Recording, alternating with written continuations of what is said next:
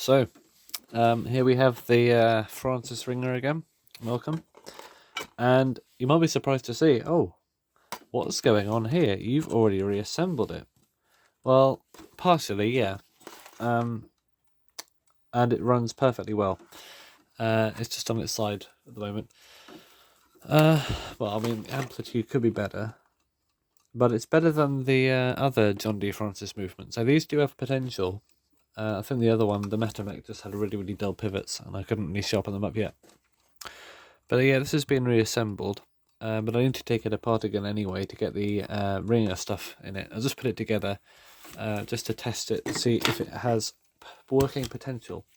Because all of these parts need to go in there, and I can't put them in there without taking it apart again. So, what I will do is I shall disassemble it, and you will not see the disassembly because you already have if you've seen the last video. I don't think there's much point of showing the other disassembly again. So what I'm going to do is just change the lighting because it's better like this. It's a bit better, isn't it? Slightly more light. And then I will get back to you when it is disassembled to the state it was from the end of the last video. So, here are the parts after cleaning, but before reassembly. Because the reassembly is what we will be doing in this video. Yeah, they're a bit stained, aren't they? A lot of the time, you find movements which are discoloured and stained, and this one's actually got rust on it. If you look at that that spring in the middle there, that's not dirt, that's actually rust. That is literally just baked on there, you know. So there's not much I can do about that. And there's not much that needs to be done, to be honest, because it's not going to interface with anything. So I think it is at a point where we've done all we can do, and we can just reassemble it. So you want this you see that reflection of my hand in there? That's what you're looking for. That's the kind of clean surface. If you look in that brass, you can see my hand reflection. Although it's slightly discoloured, it's still got that sort of sheen, and that's really the result you want to get out of movement cleaning. So yeah, this movement, what's interesting about it is, first of all, the escape wheel is in the middle. On a Smith's one, like this one up here, this is one I'm working on, that one in the middle is actually the fourth wheel, and that can sometimes have a second hand on it. Obviously that one hasn't been cleaned yet. But with this one, what's interesting is the fourth wheel's actually there, and the escape wheel's there. So this can't really carry a second hand in the right position, I don't think, because when you've got the alarm in there, it'll be this way up, because the alarm thing is actually down at the bottom there instead of up there. So you'd have the alarm there, and then the seconds there. It might work if you had it this way up, and then you have like two little dials at the bottom. That would be quite cool, actually.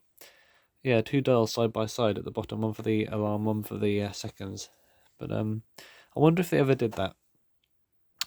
Maybe the original French design might have done, because I think these movements were designed in France in the 30s by Béthune, the clock factory there. Yeah, I still can't find much about them. I can't find anything about the relationship between them and John D. Francis, because it's obvious they took the movement design from them, but I can't find any documentation or proof of a sort of relationship. But I guess when a company like this, I think they started after the war, 1947, I think. There was quite there was a drive to start making spring alarm clocks again after the war. Well, 1942 actually, in Britain. I can't find much on that either, but I know it happened because it was in a academic paper I found online. And yeah, there was a big drive because I think the Germans had been making a lot of alarm clocks which were sold in this country, and because the war, then we didn't really get German stuff anymore. So British alarm clock manufacturing really took off. Anyway, that's enough of that. another thing is, you see this spiked thing on the front there? If you saw the first half of this, well, not the first half, the first video in this series about this Francis ringer, I thought that looked like something else that had been repurposed, and I was actually right, because if you look at, this is the alarm escape wheel, that's literally the same part. So yeah, it was in fact a repurposed wheel, which is clever, but also a bit interesting. So I'm just going to put these parts in here now. Not much else can be said. This is all stamped instead of cut. I think Smith's cut the wheels out of brass. Very, very nice quality, but this one is definitely a cheaper design. It's also got lantern pinions instead of cut pinions. Where's the other? Oh, there it is. Oop. Wasn't even the right one.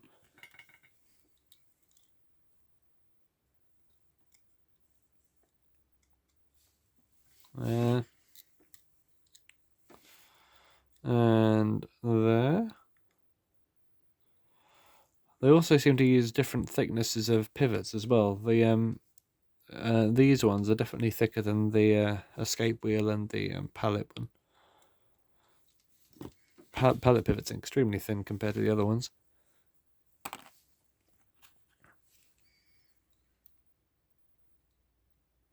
And we're just about cleared from this mainspring. So if you let the thing unwind for long enough, then the mainspring will actually hit the escape wheel. If there was an alarm installed, then the alarm shaft would be blocking that spring from doing that, but there isn't an alarm shaft in this one because it doesn't need one.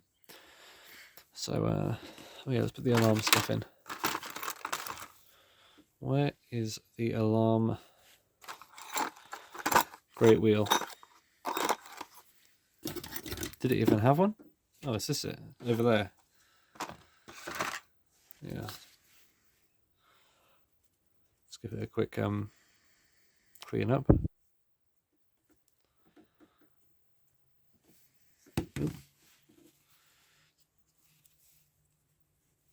Yeah, the dust has really settled on that. I left it out on the table for a couple of days, and it's quite a dusty place. So that's not it. Where is it?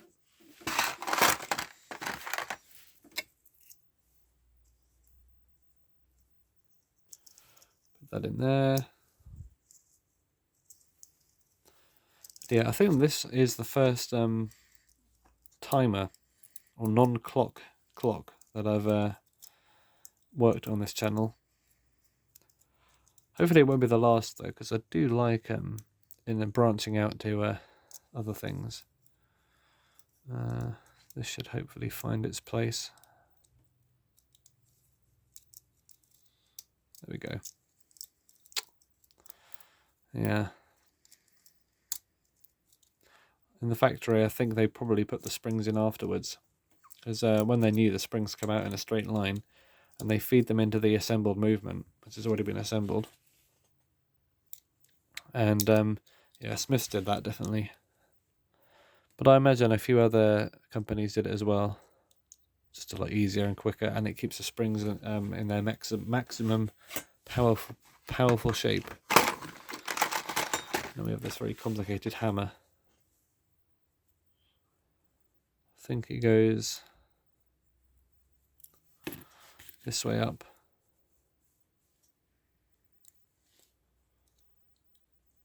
Because it's got to work with that bell, which is off to that side. And I think we got it. Anything else that needs to be put in right now? I don't think so. Right, let's see if I can get this in first try without anything falling out.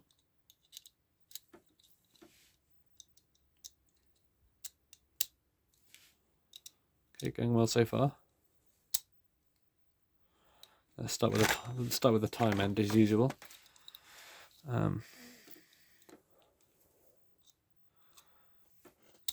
Get these.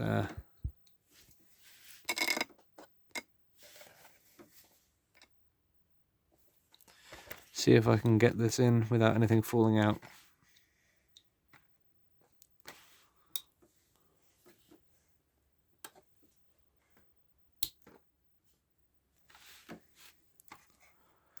Got a nice zoom on there. Well, this is going much better than the Smiths ones, I can tell you that. Probably because they're already worn out.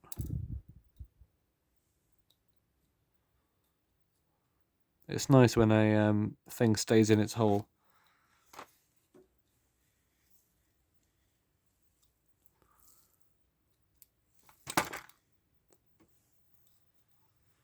I think it's this end that's troubling us at the moment. Yeah, this alarm escape wheel is a bit thing. Plus the tweezers are knackered as well. They weren't gripping very well, so I decided to sort of manipulate the ends by bending them with pliers, but they just almost snapped off. So I've got these very fragile ended tweezers. Oh no, we're losing one. Yeah, we nearly lost our hammer. Oh no, it's all coming apart again. Right, this is... I decided to pick it up by the thing. Okay. Right. I'll zoom out a tiny... Ooh. I'll zoom out a tiny bit. Otherwise it's like, oh.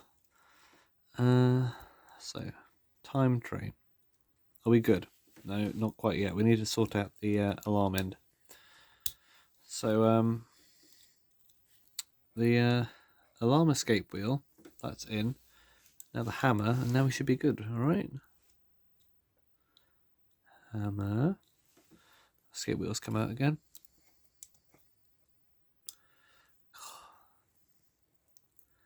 Not the most enjoyable thing to repair, I've got to say. Out of alarm clocks, this is one of the worst. Well, it's actually not bad at all, to be honest. There's nothing riveted on. It's just yeah, it's just a bit... I don't think the rust is helping it, to be honest. It's making stuff a little bit like unpleasant to touch and look at. It's like, oh, it'd be nice if it was all gleaming steel. Luckily, however, I have another one of these movements. I'm not going to put it in here because it's in something else. But when the time comes, I will be doing a series on that other mechanical metamech, the big round one.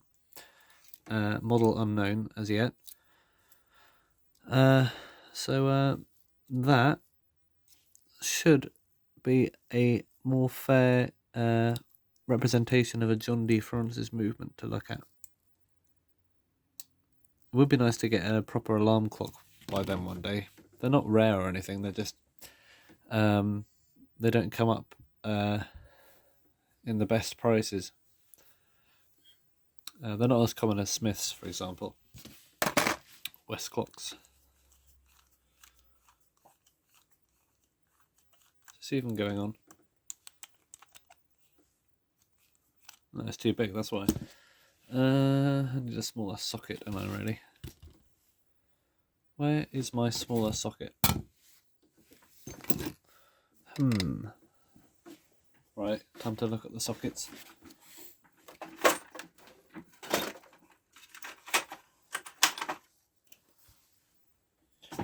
Right, is this one good? Oh, that's perfect. Okay. You have a perfect fit on that socket. Oh, that would help, wouldn't it? Oh no, the ball bearing just pinged out of my thing again. Great. Don't you just love it when that happens?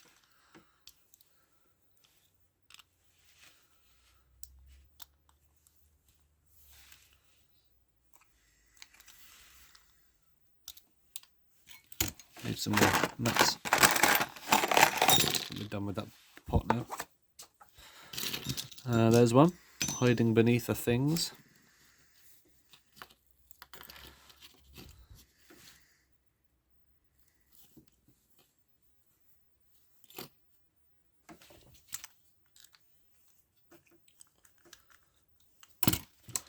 And there's one. Go for the shiny ones, because I think the duller ones, even though they would look nicer on the outside, I think originally they would have been on the inside. Protected by the case and all that. Okay, so there is our movement. So what I'm going to do is I'm going to put a bit of power in it.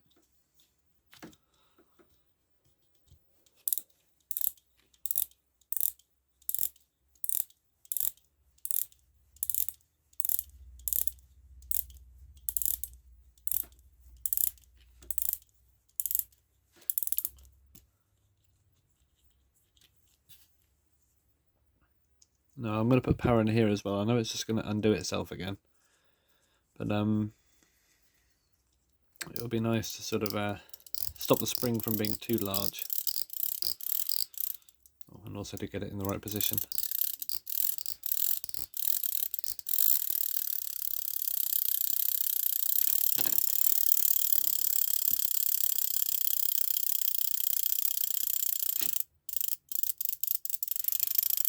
Yeah, there's nothing to stop that here.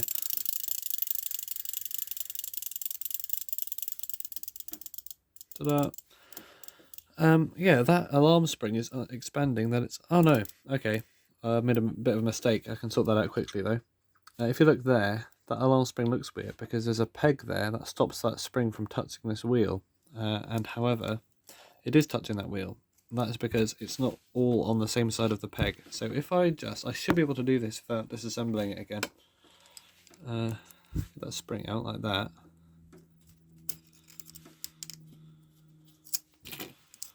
And do that. I should be able to just let it wind itself into itself, if you know what I mean. It's not working it though.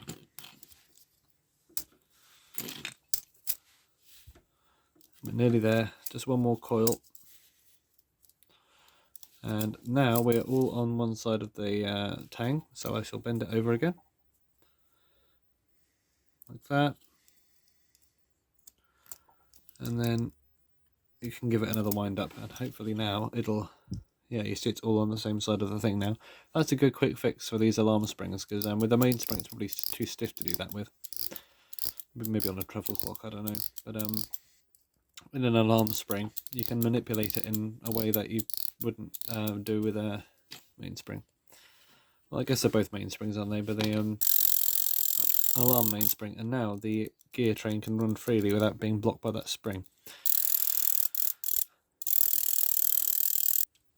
So now it's time, because we put power into the spring, to do that little test. So if we get a screwdriver, because it's brass, not magnetic or anything, then it should, when you touch one end of the pallet, it should flick the rest of the way all by itself under its own power, and that's how you know it'll give power to the balance wheel. So touching, and it went the rest of the way by itself, and then same here.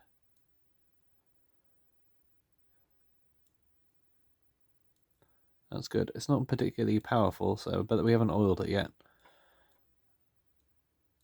It does its job anyway, and it's not fully wound up anyway. So now I'm going to put a tiny bit of oil in the balance cups. Then we're going to install the balance wheel. I did have way more oil than this. I don't know where it's gone. So don't want to over oil it because it's bad for the thing anyway. A bit of oil in there. And a bit of oil in there. Okay, that'll do for now. Then we can oil the rest of it from the outside. We've got our balance wheel.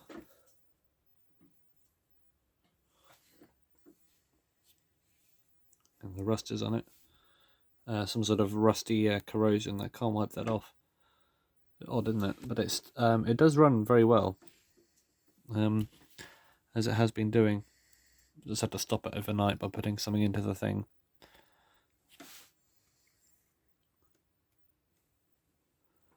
Because it was quite loud.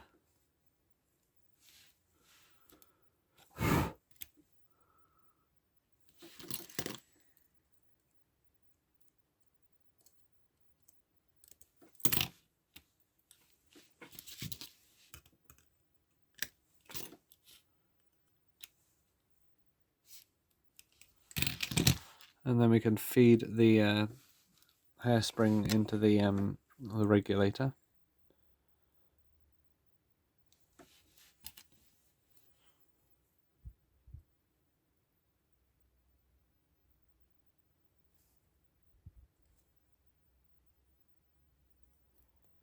like that. And we've got a bit of a kink in it, and then that's where to put the pin. So don't try and take the kink out.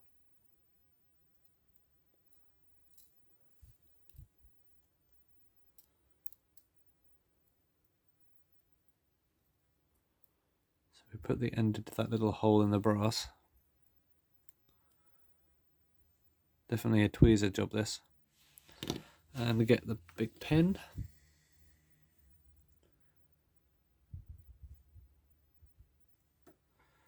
And I'm going to try and get it so that the kink is right at that brass post.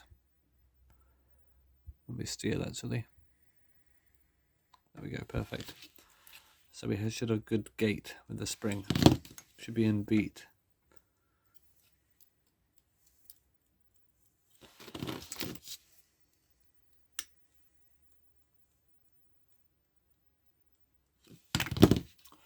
Yeah, and looking a bit... Oh, it's getting better. Thing with these movements, they don't have any oil sinks, so it's hard to oil them. I know we're getting better. Yeah, we're slowly getting better. I'll put some oil in and see if it improves the amplitude of the balance wheel.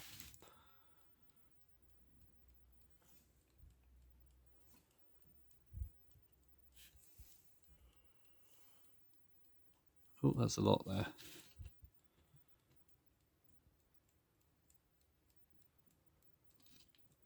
And it's also worth oiling the larger wheels as well, even though they don't look like they need much oil. They do wear down eventually, so that just helps combat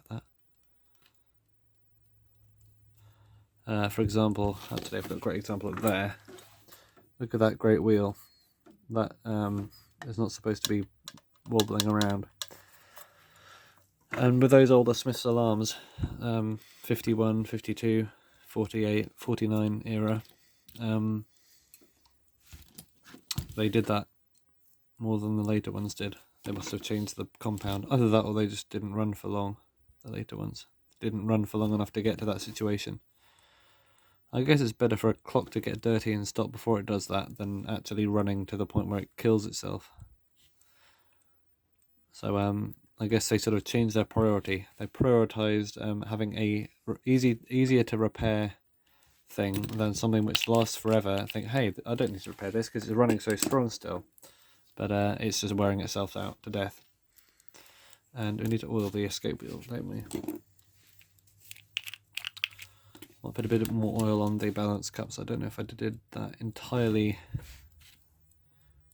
with enough oil.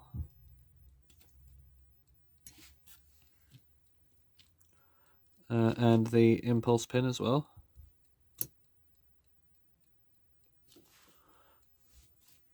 Which is the pin on the balance wheel.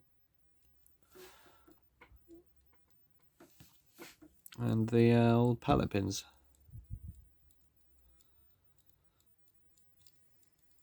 Right. Well, this should be a good start. Yeah, that's good. That's better now, isn't it? Look at that. Still not the best I've ever seen, but it's definitely the best I've seen from one of these movements. So I don't know what the I don't know if these are designed to have a high amplitude or a weak amplitude, but I imagine it's probably the best you can get, kind of thing.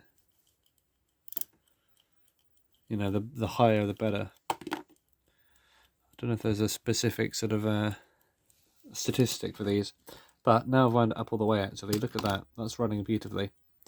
So I think this is a good place to end the video. It's getting quite long, and I'll put it inside the case in the next episode. The reason I'm not doing that right now is because I have carved myself a new number 35 into there where it wore off. I know it looks a bit odd, but literally there was nothing there, and I feel it's better to have a 35 than no 35. So what I'm going to do is, because it's copper underneath, it looks quite nice the way it is actually, having that like golden 35. Oh, that's the golden moment, that 35-minute moment right there. I'm actually going to paint it white. So I'm just going to get got a little pot of paint next to me, and I'm just going to, because it's carved in, I think I can just do that and then wipe it off with something, and then by the next episode it will have dried lid back on that, and we should be good. So I'll see you in the next episode. Thank you for watching.